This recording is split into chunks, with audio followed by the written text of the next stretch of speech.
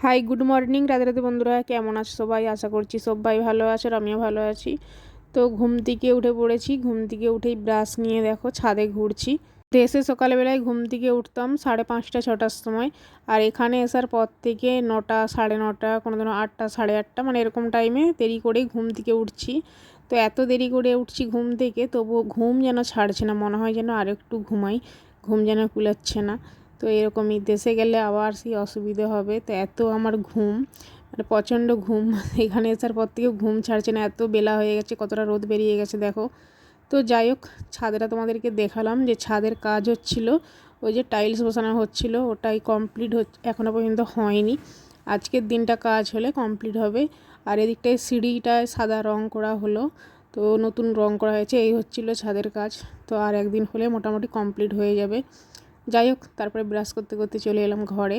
মেয়েরাও এইসবে উঠলো, বড় মেয়ে ব্রাশ করেছে, ছোটো মেয়ে এখনও করেনি। তারপরে সবাই মিলে ব্রাশ করলাম, ব্রাশ করা মুখ ধোয়া তো কমপ্লিট করলাম। এখন বিছানাটায় যে গোছাবো, তো কম্বলগুলো সব পাট করে নিয়েছি, দিয়ে বিছানাটা ঝেড়ে নিলাম, আর এখন এই যে ঝাড় দিচ্ছি। তো ওই যে কাজ হচ্ছে ছাদের, সেই জন্য সমস্ত মানে প্রচুর পরিমাণে বালি।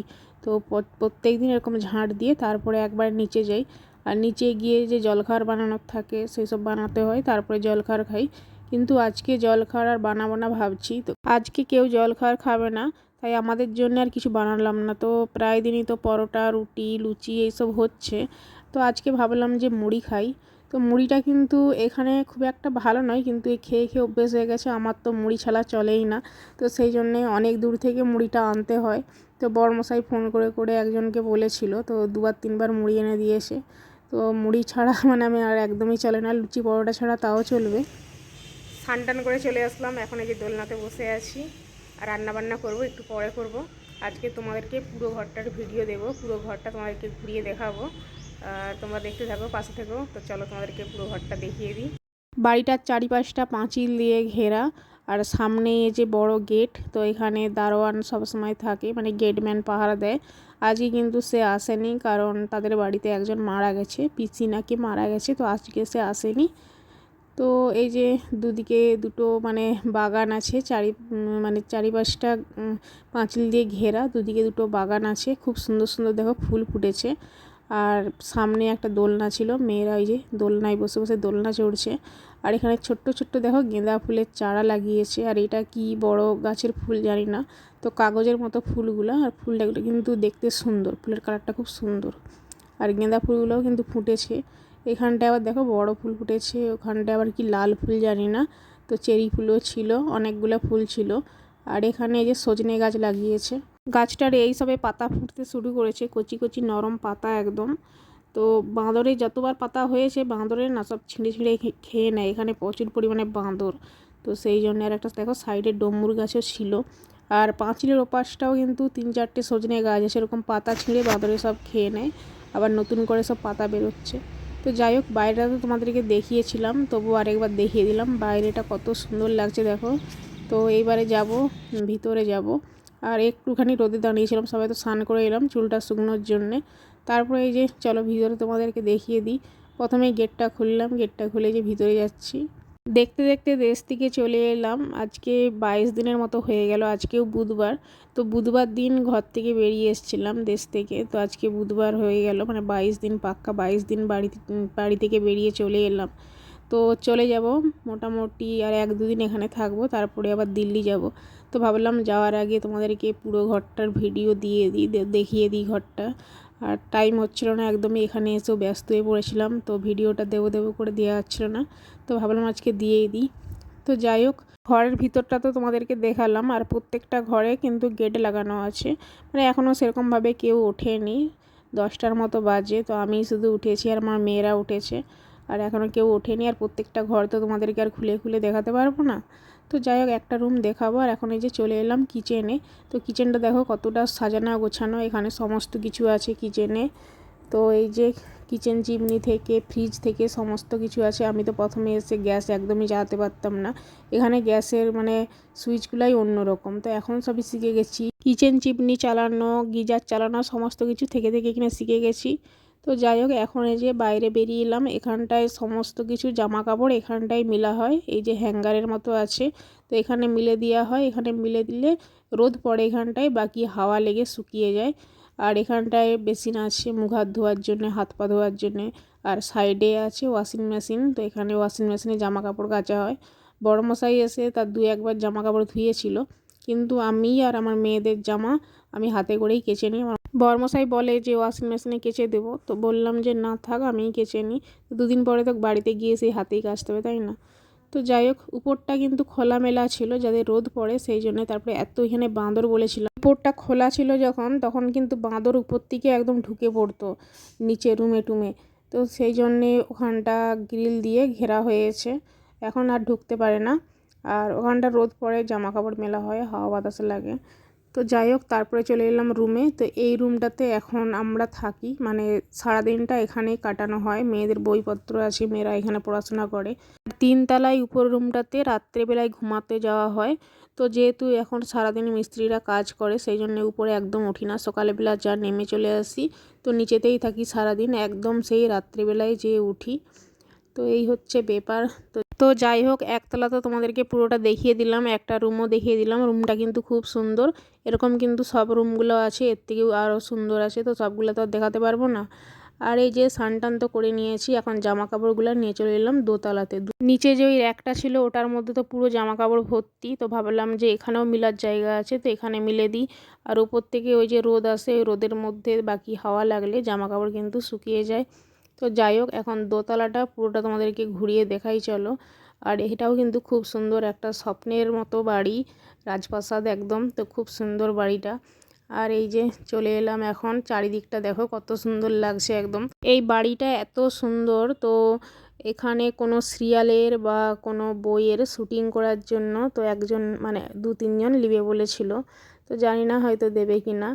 আর এখানে এই যে দেখো, এটা এক্সারসাইজ করার মেশিন, তো বাবু এখানে এক্সারসাইজ করে, তো সেই জন্য মেশিনটা আছে।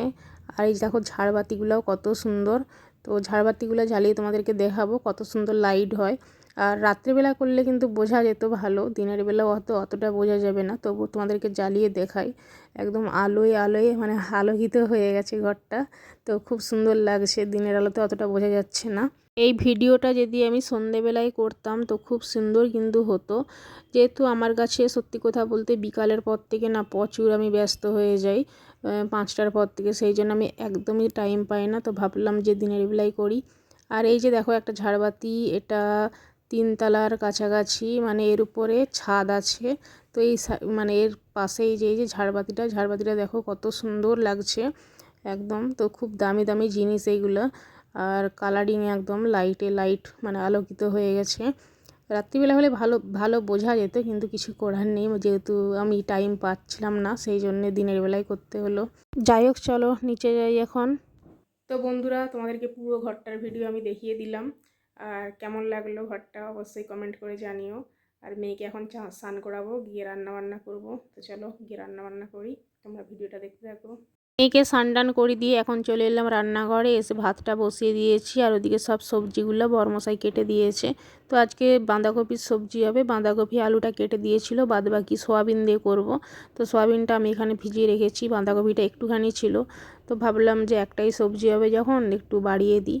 তো বাঁধাকপিটা একটুখানি ছিল, ওই জন্যই সোয়াবিনটা দিলাম। আর এদিকে করছি বেগুন ভাজা। আমরা তো এখানে চলে এলাম পুরোপুরি 22 দিন হয়ে গেল, সেই আসার পরে বড়মশাই যে বাজার করে এনেছিল, সেই দেখো বেগুন এখনও পড়ে আছে, বাঁধাকপি, তো ওই যে 1 গাদা সবজি এনেছিল। তো এখানে বলেছিলাম না তোমাদেরকে যে কেউ সবজি কিন্তু খায় না, আমরাই শুধু সবজি খাই, বাকি সবাই মাছ মাংসর ভক্ত, মাছ মাংস ডিম। তো সেই জন্যে মাছটা তবুও কমই হয়, বেশি হয় কিন্তু মাংসটাই। তো প্রত্যেক দিন রাত্রে কিন্তু 2-1 দিন ছাড়াই, 2 দিন 1 দিন না, মানে 1 দিন ছাড়াই কোনো দিন রোজও মানে প্রত্যেক দিনই হয়ে যায়।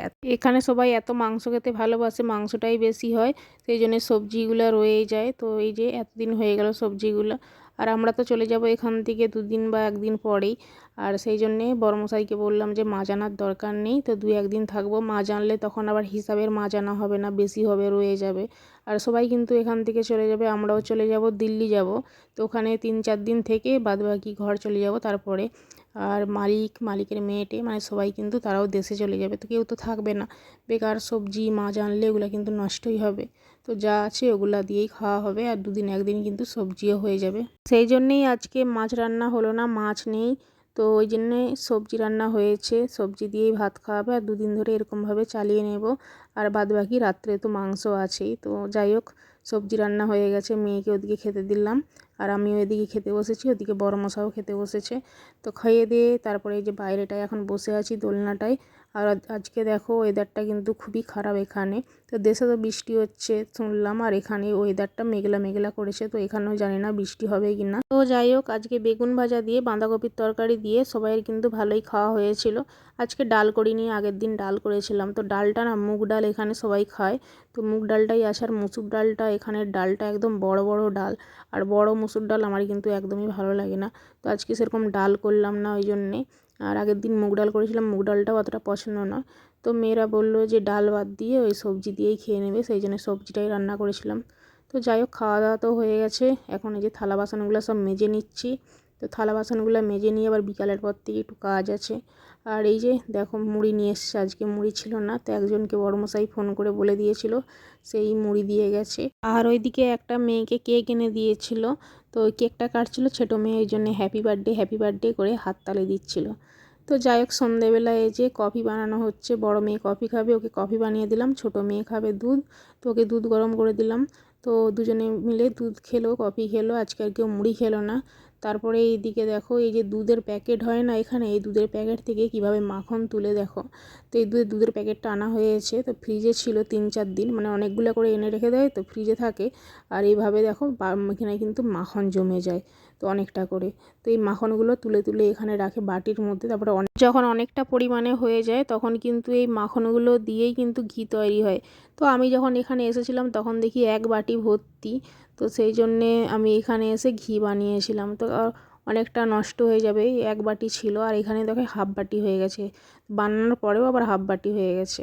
তো ওটা আবার যদি পারি, তো সময় হয় বানিয়ে দিয়ে যাব ঘি, না হলে যদি না সময় হয় তখন কিন্তু বানাবো না। তো যাই হোক, তারপরে এই যে রুটি বানালাম। তো আজকে অনেকগুলো রুটি বানিয়েছি, 25টার মতো রুটি বানিয়েছি। তো রুটি বানানো শেষ, কমপ্লিট, লাস্টে তোমাদেরকে দেখালাম বানানো হয়ে যেতে। আর এই যে দুধ গরম করছি, আজকে দুধ দিয়ে রুটি খাওয়া হবে। বাকি সবাইয়ের বাইরে থেকে আজকে চিকেন এসেছে, তো সেই জন্যে আজকে আমরা চিকেন খাবো না, তাই দুধ দিয়ে রুটি খাবো। আর দুধ গরম করলাম, রুটি করলাম, এদিকে সেবেলার সবজি ছিল। আর আমি দুধ খাবো না, তো সবজিটা যখন আছে তো ভাবলাম যে সবজিটা দিয়ে রুটিটা খাই, তো সেই জন্যে সবজি দিয়ে রুটি খাচ্ছি। আর ওইদিকে 2 মেয়ে বড়মশাই, ওরা সবাই দুধ দিয়ে রুটি খাচ্ছে। তো আজকের ভিডিওটা এই পর্যন্তই, দেখা হচ্ছে তোমাদের সাথে আবার পরের ভিডিওতে। সবাই ভালো থেকো।